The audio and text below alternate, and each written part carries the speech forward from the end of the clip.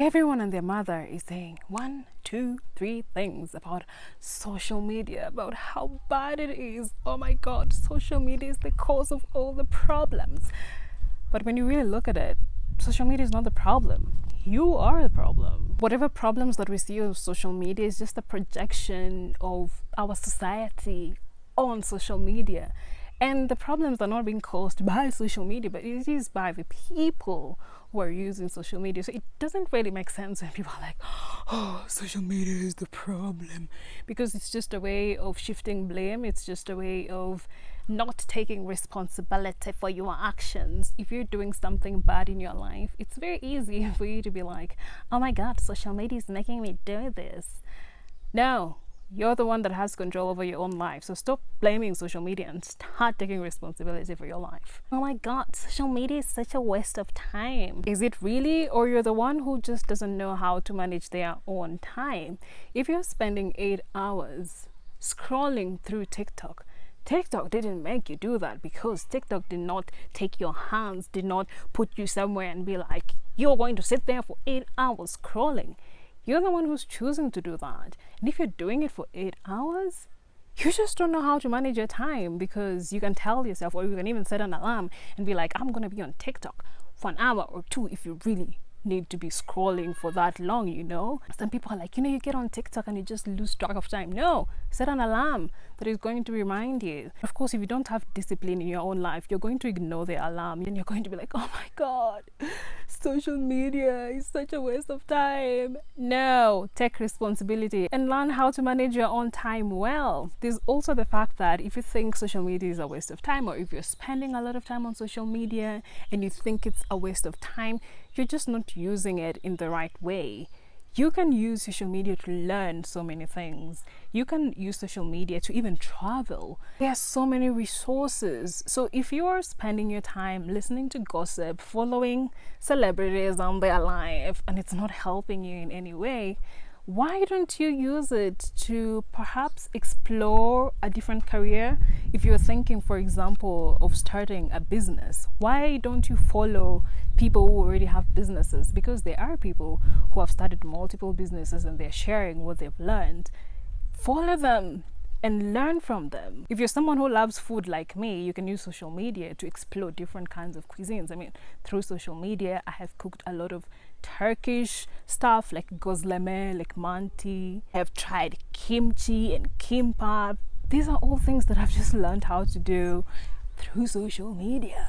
So why don't you start using social media to help yourself learn something, to advance, instead of just mindlessly scrolling or following people who are sharing things that have no kind of impact in your life? Start taking responsibility for your life, because your time is precious. Oh my god, social media really paints an unrealistic standard of life. There are several reasons why people would think this. First of all, a lot of people use social media as a highlight reel, so they're only going to share the good moments, the magnanimous moments in their lives.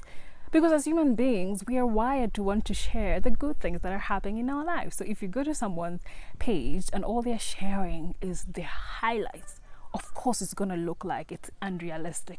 But also there's some people where their everyday is unrealistic for most people. So you can't really blame someone for sharing what they're sharing on social media, whether it's their highlights or whether it's the life that they are living that is so far removed from what a lot of other people are living.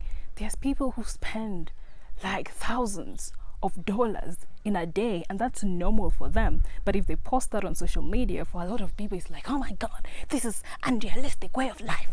But no, but for that person it's normal, but for you it's unrealistic. So you also have to know that some people's normal is very different from your own normal, and just because they are posting it, it doesn't mean that you have to start living like those people. I think a lot of people have gotten into the habit of comparing themselves with other people and thinking that they need to be living the lives that other people are living. But no, you can just look at it and maybe it can inspire you because you'd be like, wow, somebody else is living the life that I want. I think that actually makes you realize that it's attainable. It removes this huge mound that we are always having in our heads, that maybe it's too much. But when you see someone else who's living it, then it gives you the motivation to even work hard, because you know you can achieve it because you've seen somebody else living it. It's also a fact that painting this picture of perfection or a perfect life on social media is not something that is limited to social media. Even in our day-to-day lives, people are always trying to show how perfect and how good their lives are, whether it's living in houses that they pay through loans or borrowing a car and going to visit their people in the countryside and being like, and people are like, oh my god, this person is living a good life, but they've literally borrowed everything. It is also very common for people to ensure that they clean their houses once they know that guests are arriving or their friends are going to visit, because they want to show how clean their houses are, even if most of the time the house is messy. When a guest comes, the house is not messy. You also ensure that you cook for them the best of the food, and especially in African culture, the guests are given the best of the food that you get to eat only once a year. So this idea of painting unrealistic expectations or unrealistic standards of life is not something that started with social media. It has always been there, but because social media is actually a global thing, it's something that you get to see on a day-to-day basis. And of course, when you're bombarded with a lot of people just sharing their perfect lives, it makes you feel like, oh my god, I'm really failing. But no, you just have to remember that as human beings, we're always going to pretend that everything is perfect, especially to other people. Oh my god, people are so fake. They have fake bodies and they're not even as pretty in real life. Yeah, because people really do not want to see flaws. People always want to see perfection. And I know this because just go to a post of someone who has acne and they're talking about skincare and just look at the comments that they get. People think that the only people who are expected to talk about skincare are people who have perfect skin. Even when you're selling skincare to someone and you have acne, who is going to buy that? Because people just want to buy perfection. People will buy skincare for someone who has perfect skin because they're like, oh my god, if I buy that product, I'm gonna have that perfect skin. Look at how plus size people are treated on social media. If you do not have a body that is acceptable by society, oh my goodness. And first of all, if you are someone who has features that are not accepted by society, and then you happen to be confident and love yourself, they will hate you. They will hate it. They will come at you like an army, like you've done something wrong. And I also find that a lot of people like people who are beautiful but are insecure. Someone who is beautiful by societal standards, but it's like, oh my god, you know, I don't like how my lips look like. People are like, no, they're so beautiful, oh my god. But if that person is like, I'm pretty and I know it, I'm beautiful and I know it, people are like, oh, so you think you're better than all of us. Like, people just don't like real. They like fakeness. Even this whole thing about, oh, be authentic. No. People don't want to see the real you. They want to see a filtered version of you. Even in real life, a lot of people, when they wear makeup, they're treated differently than when they don't have makeup. When they don't have makeup, they're told, oh my god, why do you look so tired?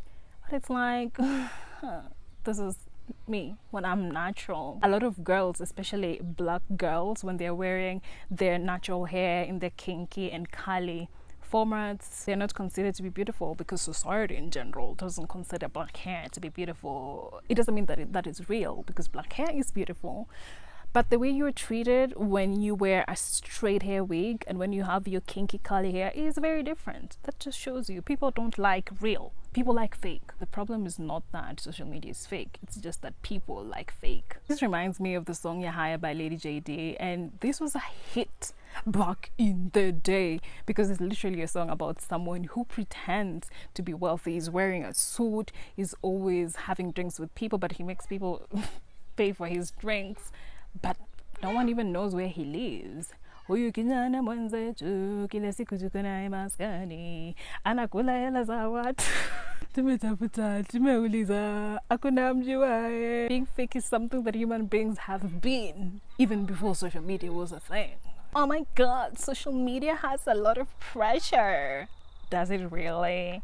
I find that a lot of people see what other people are doing and then they feel like they have to do it because they saw other people doing it. So in the end, you're the one that is pressurizing yourself to do things that you see other people doing. And then you're like, oh my God, social media is making me do this. You see people doing trends and you decide by yourself that you want to be part of the trend.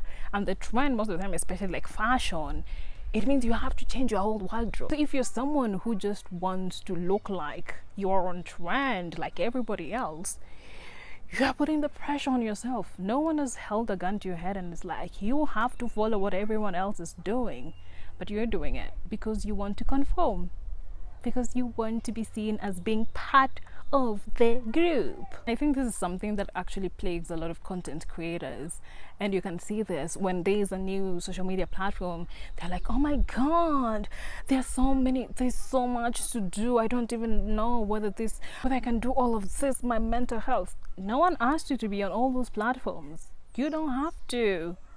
But the reason why you feel like you need to be on all those platforms is because you feel like you are going to be forgotten. But you just have to find a platform that works for you and stick with that. And this actually applies to a lot of things in life. You can just say no. But the problem is, again, we have been taught, especially as women, my goodness, to be people pleasers, to always be doing things that make other people happy. But I think you really have to learn to do things that make you happy and make decisions that are good for you. And it's going to be hard at first, but once you get into it, it becomes easy. You'll just be like, oh wow, okay, that's new. I don't want to be there. Of course, people are going to be like, oh my God, no, you need to do this. No, you need to build a muscle where you actually do what is good for you and make decisions that you're comfortable with, and stop following what other people are doing. You don't have to do it if you don't want to. I mean, the pressure that people talk about on social media, it's just another form of peer pressure, and this has always been in existence. It's not just a social media thing, but it's actually magnified by social media. But yeah, just learn to do things that you want to make decisions on your own, because that you can control. I inherently believe that social media is a good thing because you can do so much with it. People are even earning money from it, but I think that you just have to create boundaries. You have to create discipline in your own life so that you can ensure that social media is not ruling your life, but you're the one who is in charge of it. You can use social media for good, to inspire people, for climate activism. You know, it's very important in even bringing people together and bringing change. Social media has a lot of good, so perhaps start focusing on the good instead of the bad things, and the bad things that happen because of social media. If you have control over it, then ensure that you control it from your end. But some things you don't have control over, again, because of algorithms and, well, a lot of things that the people who are creating social media are not paying attention to. So just learn how to manage your time well, how to have control over the things that you have control over, and take responsibility for your life instead of blaming everyone else for what is happening to you, when most of the time you're the one who's doing that to yourself.